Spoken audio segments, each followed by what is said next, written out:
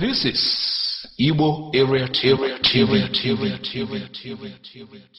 IPOB alleges plan by army to invade Southeast, South again. The indigenous people of Biafra, IPOB, has put the international community on alert about the latest plan to disrupt the peace in Southeast and South geopolitical zones. The group alleged that there was plot to invade the homes of Nnamdi Kanu's co-defendants by the Nigerian army, saying should anything untoward happen to them, this administration must be held responsible. The Media and Publicity Secretary of the IPOB, Ipob, while reacting to a media report by one Kunle, told the security agents to refrain from any act that may jeopardize the bail granted to the 4 innocent Biafrans. Ipob said, needless to emphasize that Justice Binta Nyako had, pursuant to application made in open court by IPOB's lawyers, placed a ban on any form of threat or invasion of Nnamdi Kanu's co-defendant's home. The judge ordered that no security personnel should disturb the peace of Benjamin Madubugu, Bright Chimezie, David Nwawesi, and Chidiebere Onwudiwe. We continue to demand that the military produce Kanu wherever he is being kept. The federal government of Nigeria is yet to formally respond to the numerous queries from the British government demanding an explanation on the whereabouts of Kanu. Only time will tell how long this macabre dance will last.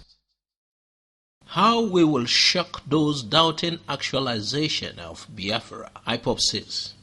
The indigenous people of Biafra, IPOB, had warned that those doubting the actualization of Biafra will soon be shocked. IPOB gave the warning while reiterating its determination to actualize the sovereign state of Biafra. In a statement by its spokesman, Ipob, the pro-Biafra group insisted that no amount of arrests, killings, detentions, harassment, tortures, judicial extortions, and sabotage will stop it from achieving its aim. The pro-Biafra group noted that the protest by its member in Lagos was a clear indication that those currently fighting for Biafra freedom would not relent until Biafra sovereignty is totally restored. Powerful said, the worldwide family of IPOB commend Biafrans in Lagos State for their fearlessness, doggedness, and an effort towards organizing this peaceful protest to prove that we are ever formidable wherever we are domiciled. It is now beyond every doubt that IPOB is more determined than ever to pursue this cause of Biafra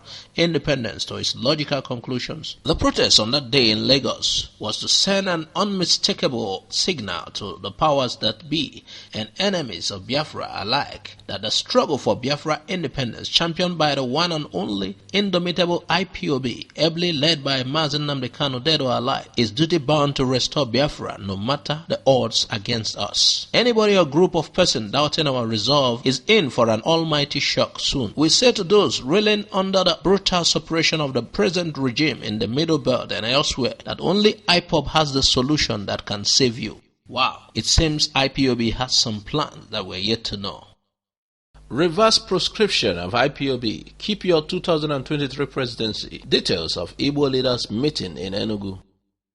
Igbo leaders and intellects, led by renowned constitutional lawyer Professor Ben Nwabeze, on Saturday in Enugu declared that Ndibo's major desire was Nigeria to be restructured, not the 2023 presidency. They also demanded the removal of ban on the indigenous people of Biafra, IPOB, a group seeking autonomy for the Igbo Southeast. The others met under the umbrella of Igbo Leaders of Thought, ILT. Addressing journalists, Deputy National President of the ILT, Professor Chinwe Ejike, stated that restructuring of Nigeria will ensure good governance, independent development, and healthy competition among the country's federating units. Ejike said, what is the need asking for power in a disintegrated and disunited country being foisted on us by the day with the present system? What we are asking for and interested in is the structuring of the country to usher in true federalism. With that, there will be less tension over leadership and people will no longer be bothered about where the leader is coming from or who the leader is. The way the country is structured, it is bound to continue to witness more frictions if it is not restructured. We need to restructure to attain true federalism and a good governance system based on the rule of law. ILT deputy leader added that the meeting revealed the security situation in the country, especially frequent killings in parts of the country and herdsmen/farmers clashes over control of land and resources. He noted the meeting observed that enough enough was not being done by the federal government to stop the killings, and that intelligence gathering must be intensified to check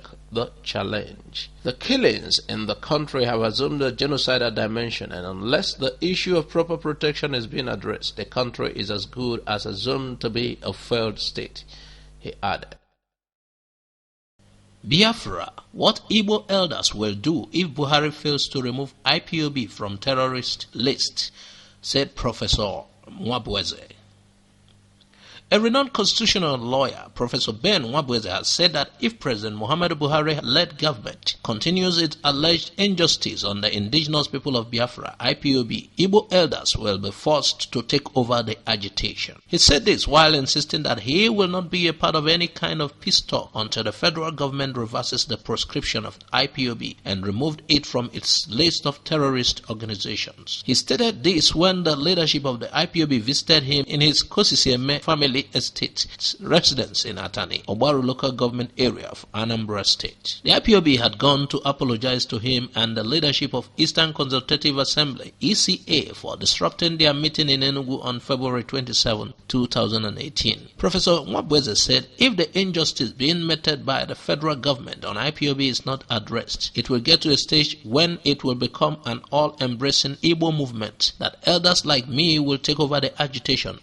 The injustice meted on Ndibo and everything concerning them in Nigeria justify the agitation by IPOB, adding that injustice against Ndibo dates back to 1965 when the governing council of University of Lagos, dominated by the Yoruba, attempted to illegally remove a vice-chancellor of the Igbo extraction of the institution, Professor Enyi Njoku. I still remember the story of University of Lagos when on 2nd March 1965, then I was a lecturer in the newly established University of Lagos. They attempted to remove Professor Enyi Njoku as the vice-chancellor, and I said no, we will not accept that. I mobilized all the university students and lecturers in protest, and the university was closed down for a whole session. We fought the federal government of Alhaji Tafawa Balewa to a standstill. I was arrested and sentenced to 6 months imprisonment by a Yoruba magistrate for leading the protest, and we appealed the judgment, and a Sierra Leonean judge, J.S. Taylor, threw the judgment away and reversed my 6 months imprisonment, and I regained my freedom,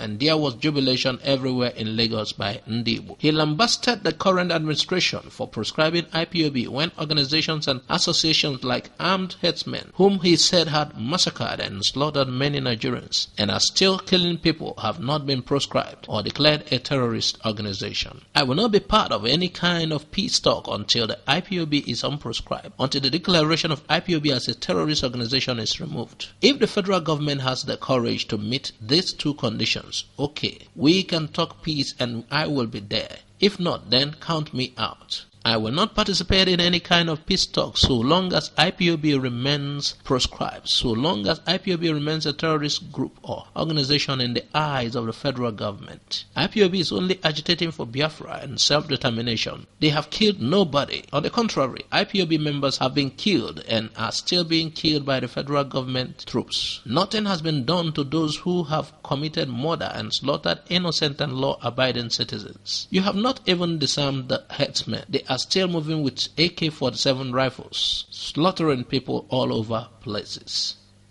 This was by an Igbo elder statement, Professor Ben Nwabweze.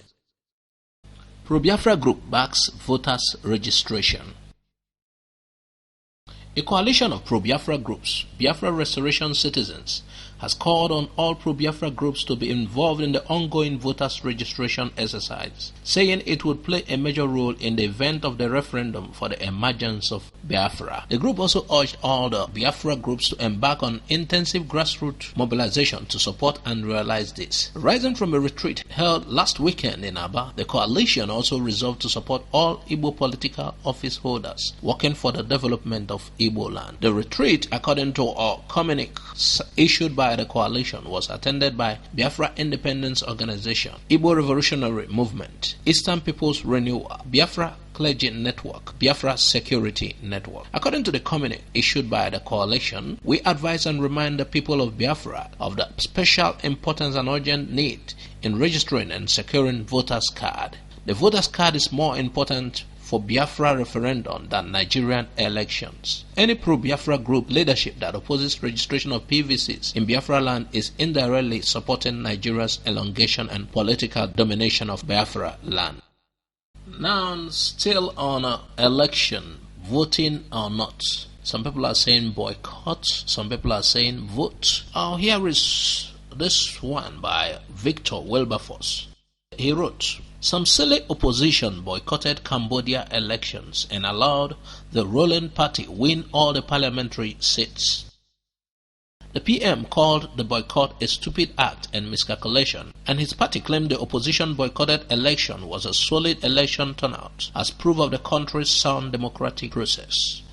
The Prime Minister won. His party won every seat. The UN didn't declare no-fly zone or a pity party for the boycotters, and Trump never cared in case he noticed. The UN Security Council didn't sit or lose sleep over the matter. I sincerely hope some people are listening. Get your PVC and vote. Other non-Jibrin-like candidates exist and more will come. Stop the pipe dream." Chidi Okonkwo, according to Victor Wilberforce, it was copied from Freddie I. Ude. So he was emphasizing on voting and avoiding boycott. He is trying to say boycott wouldn't help matters. It wouldn't solve anything. Now we will take another one by someone who is in support of boycott, and you go and work it out yourself.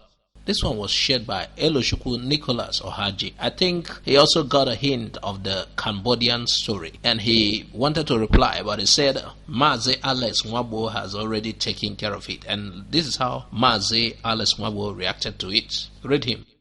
"Most times, no matter how loud your pitch is, people who don't agree with you hear what's coming out from your mouth but ain't listening.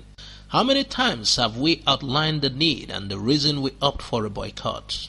Why should people be comparing us with a political party who had a full-on boycott in Cambodia? We are not a political party. Neither are we an opposition. We are simply Biafrans who don't want any part in the perpetual endorsement of the fraud. When we vote, we agree and endorse an expired country with a military constitution, Sani Abacha and one lawyer for him room, and a slavish retrogressive unitarist system. Instead of those who believe in Nigeria to use this opportunity to lobby for a better bargain, as in review of the constitution and unitary system, the slaves, crumb eaters of these politicians are here telling us about boycott. They should be busy telling people about making a good bargain with the politicians." He said for him, he ended by saying, our boycott is not done to remove Buhari. The problem is far bigger than Buhari. Please, would like to hear your contributions on all this. Thanks for listening to Igbo Area TV. Please subscribe to our YouTube channel for more updates. You can also visit our Facebook page and like the page. You can join our Facebook group, Igbo Area TV. God bless you and bye for now.